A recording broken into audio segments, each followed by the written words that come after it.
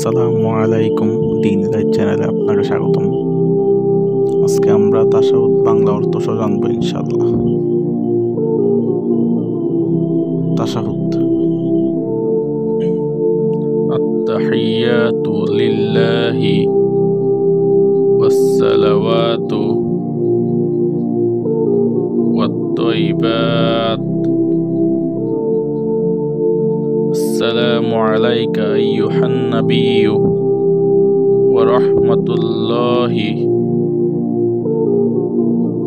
ওয়া বারাকাতুহু।